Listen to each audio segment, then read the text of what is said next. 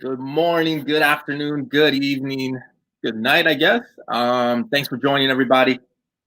So I got some big news today. Well, actually, yesterday or 2 days ago, with all this Venom talk. A good buddy of mine that you guys all know, Key Issue, he made a discovery. Before he makes that announcement, I just want to take some time here. People spec all the time. Some people do it for fun. Don't put the guy on the cross. You know what I mean? Like he knows his stuff. I don't want to hear anybody saying, he doesn't know what he's talking about, this and that. It's all spec. Some people take the littlest thing and just kind of destroy people. That's not what it's about. He did a lot of reading the last 7 to 10 days. He knows a lot more than most people know. I mean, his freaking favorite character is Dupe and Spawn, for God's sake. So he's not like mainstream at all. But I give him a lot of credit for what he's about to do. He's going to put his name on something that's huge, that's, being talked about, and everybody kind of thinks, oh, it's this person, it's that person. He kind of told me what was going on.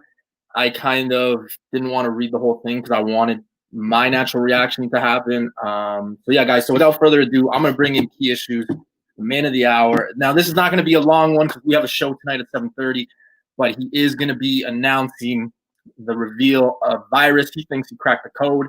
The guy woke me up at like 2 a.m. the other day, just to tell me that. So without further ado, I'm gonna bring in Key Issue. Yes, what's going on, newbie? How you doing today? What's going on, brother? How you doing?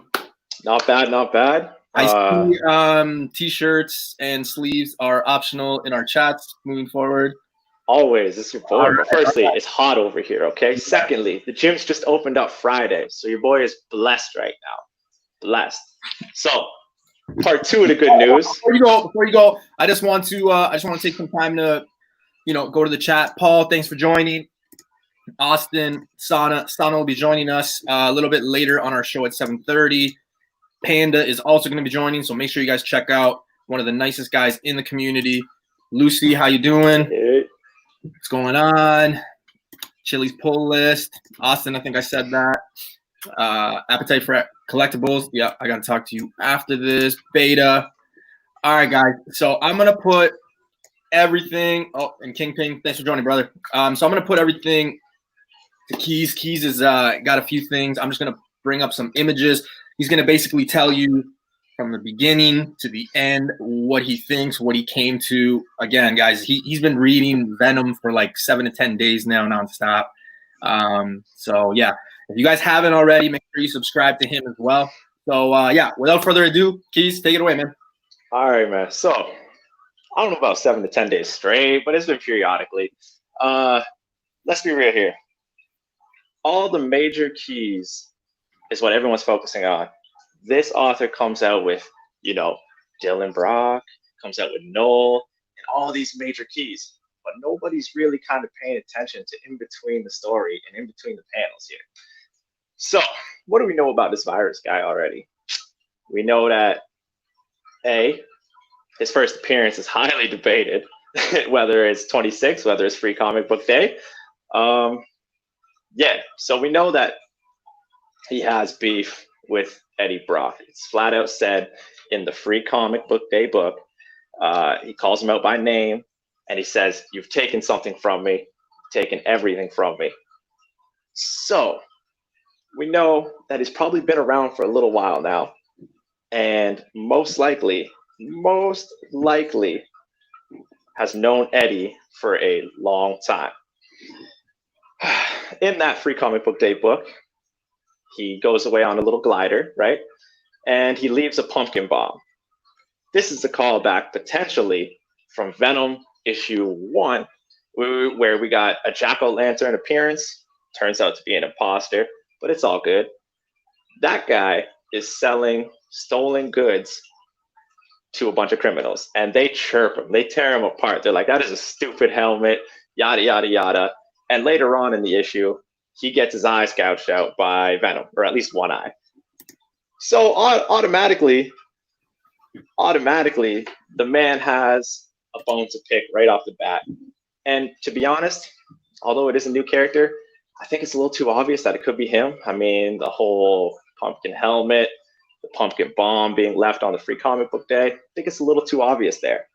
I also think that the War Machine comparison that everybody is making is, I don't think it's actually a War Machine suit. And I'll tell you why right quick. We got to fast forward.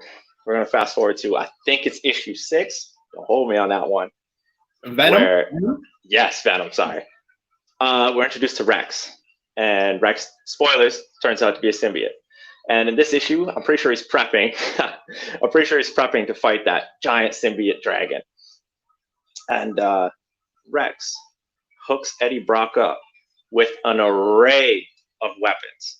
Now, this is key here in issue 6. This is very key. This stash of weapons, Rex straight up says, hey, I got these from S.H.I.E.L.D. This includes machine guns, big whoop-de-doo, sonic blasters, awesome for fighting symbiotes, sonic grenades. Obviously, we know who we're going up against. We're going to need sonic stuff and fire, obviously. Yeah. So he says, we got this from S.H.I.E.L.D. And then a couple panels later, he's like, but S.H.I.E.L.D. took it from someone in your past. So we're thinking, okay, so someone in Venom's past has access to a bunch of weapons, whether it's sonic weapons, maybe even potentially, seeing as though Virus kind of looks like a scavenger with all of his bits and pieces here and there and this and that, potentially a glider, potentially hobgoblin bombs or goblin bombs. This name drop, this name drop made by Rex is a group called The Jury. Now, this is issue 6. Dun, dun, dun. I wish I drop something, bomb, explosion, something hype. So, The Jury. Now, for those who don't know, The Jury, remember this is issue 6, is part of a 6-issue series, double 6 here, conspiracy theories, from back in 1993, the last year. And this group is from the Lethal Protector series. More specifically, the 2nd issue. Okay, big things. They have a long history with Eddie Brock's Venom. Yes, The Jury with Eddie Brock's Venom. So, this jury is made up of a bunch of Vault X security guards. Now, we all know the Vault holds all the supervillains in one maximum prison. We all know that. Each and every one of them has beef with Venom because Venom kills an individual who they all have a relationship with. The jury is made up of a couple characters. We got some no-name like Bomb Blast. We got Firearm. We got U.S. Agent is on the team, actually. Yeah. We have Sentry. We got Screech. We have someone named Whisper. Okay? Then we have one more person in this group. You want me to just let me know when you want me to bring up the image. Bring up that image, buddy. We got Ramshot. Okay? This is Ramshot right here. Ramshot has a hard-on for killing Eddie Brock because Eddie killed his brother in arms.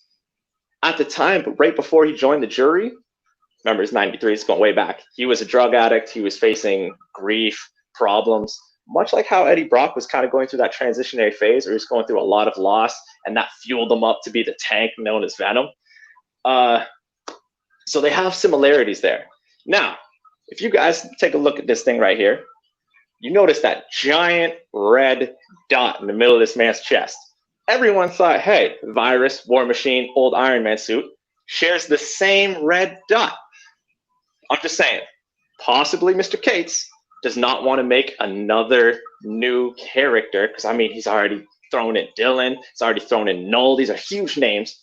I think he's doing a callback. He's paying homage to Lethal Protector, so he's taking one of these old villains or old characters that have not died off yet. Key, he hasn't died yet, and he's gonna do a refresh. You know what I'm saying? He's paying his respects to those that came before him in a successful Venom series.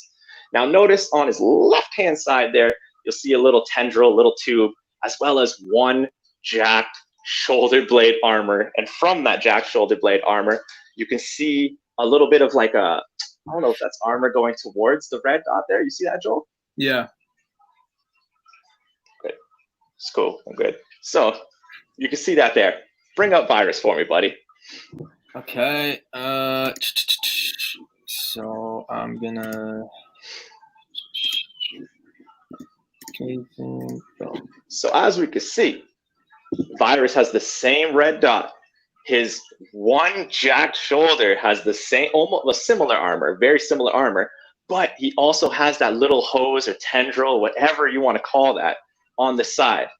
Very, very, very similar to Ramshot. Now you guys are going to be like, oh, this guy has machine guns on his shoulder like War Machine. Hold up. Wait a minute here. Issue number 6, when War Venom straps up, he grabs all the machine guns and sonic cannons he has, and the symbiote suit merges them to his shoulders, and he looks just like Virus at this stage. As we know, Virus is a synthetic symbiote. We've already seen synthetic symbiotes. Anti-Venom came back, Anti-Venom died, came back as a synthetic version of himself, dies once again, but that's minor details. So we already know this. This synthetic symbiote could potentially be holding those machine guns and weapons. Venom did it. He could totally do it too. So Ramshot is kind of a left field pick out here. But one of his signature weapons was actually like a pulse cannon. I'm pretty sure he named it something stupid because this is the 90s, like the Battling Ram or something like that. Oh man, he's onto something. Oh, no, I'm playing. I'm hoping here, boys and girls. So he had like this stupid little weapon that was a sonic cannon. Now, the very first thing that Venom does when he's attacking the Grendel dragon is use a sonic cannon against the dragon. Hold up. The first thing Virus does in the free comic book appearance is use the exact same color yellow, the exact same technique, sonic cannon when he blasts Eddie out of nowhere. These weapons are obtained, once again, follow the train of thought here, are obtained by S.H.I.E.L.D., who took them from the jury. So naturally, someone on the jury already has all these weapons. They have a whole cache, however you want to say that word, of weapons. They can easily obtain a glider. That's no problem for them. They can get hobgoblin bombs. Sure, the author probably just wants to throw you off with the whole jack-o'-lantern thing. Realistically, everybody can get a goblin bomb. And spoilers, I think that goblin bomb, Joel, this is an exclusive right here. Like, I know we're talking about Virus. Oh, okay. I know we're talking about Virus right now, but I think that goblin bomb that was left was not a clue for Virus. I think it was actually a clue for Codex, but we're going to discuss that some other time, you and me, buddy, and we're going to come out with a video for that one. I want that. Like, I have a whole thing going here. I mean, I'm telling you, man, like when you stop and you think and you put those storylines together, you look at the clues, you look at everything, it's not a question of saying you're right or wrong. It's just there, right? So like, I guess it's like up to the person to decide. Specking is so hard to do, and clearly no one can say, you're just pulling this out of your ass. I mean, you did some crazy research, attention to detail. So man, I applaud you. You put a name on something that a lot of people are trying to figure out. So I mean, if you're right, man, I want to be the first one to congratulate you. For all the effort that you put in, man. Even if it's not Ramshot, I feel like it must be someone from the jury from 1993. It has to be. Either way, the key issue to pick up there would be Lethal Protector number 2. It's kind of cheap right now. If this is a first appearance of, like a first on symbiote version. And you know what? I kind of agree with what you said outside of the whole Virus thing, like with Donny Cates. I think with the fact that he, created, he's got the Null stuff, he's got the Virus stuff, he's got the Black Winter stuff. Like, I don't think it makes sense necessarily to bring in like just a brand new character. So I could totally see them doing that homage piece to that book for sure. I mean, that series, That series, yeah, man, that's a notable series. If you're a Venom fan, you know exactly. So Also, in the early issues of this Venom story arc, if you will, yeah, the symbiote drags him. I think it's issue number 7. Drags Eddie Brock to San Francisco. Now everyone's like, "Hey, it was the reveal, the very first cameo of Dylan Brock, right?" Yeah, that was the very first cameo. It yeah. was 2 seconds. Like I shouldn't say 2 seconds. It was one little panel, big whoop de doo. But I feel like that's where everyone looked and they were like, "Oh, who's this kid?" But they should have asked, "Why San Francisco?" And I understand Eddie Brock's dad lives there, but Lethal Protector takes place where? In San Francisco. The very first time that Eddie Brock becomes an anti-hero, if you will. He's trying to find himself. He's trying to do right. He's trying to save people. Now, all of a sudden, Eddie Brock is trying to be a father, trying to be mature, trying to find himself once again and reinvent himself. You know what I just realized? And I don't know if there's any connection. I could be wrong. Chat, let me know. For as much of a Venom fan I am, I haven't watched the Venom movie in quite some time. I don't think since it came out. But hear me out on this. In that movie, do you remember? I think there's a symbiote that's yellow. And that's the one that escapes. And you don't see it throughout the whole movie. Right. And where are they? Right. They're in San Francisco. I mean, Ryan was there. You know, I mean, I just came up with that thought right now. I mean, that's kind of crazy. So, I mean, you know, who knows? Maybe there's already hints in that Venom movie. I know now I'm going to go watch that Venom movie again and see if there's any hints, man. But again, man, great research. Unreal. If you're right, I hope you have that book or we're able to go get it, because if not, it's going to be a pricey book. Right. But yeah, man. I have a video describing this. It has pictures of all the panels that I was reading at the time. So just in case you don't believe me. In the chat. So thanks, man. There. But guys, Keon actually, he dropped his video to this like a minute or two before we went live, just because he didn't really want, he wanted to put the information out there. So no one can kind of like take it or beat him to the punch kind of thing. So check out the video. He's got way more stuff and more information on how he came to this. But yeah, that's it. Like, our video is short. He just wanted to kind of go live with this and talk about it. We have a live show at 7:30 with Panda and Sana again. So yeah, check us out there. If you have any more questions on this, message him, talk to him, check out the video. You know, the man clearly did his research. So yeah, definitely, you know, read and see what's up. But yeah, if it's true, you guys heard it here first. So exclusive. All right, guys. So thank you so much. There you have it. Don't forget to sub the man. He dropped the video with more information, and hopefully I'll see you guys at 7:30 Eastern with our panel. We're talking overrated, underrated characters. It should be a fun one. All right, guys. Thank you so much. Later.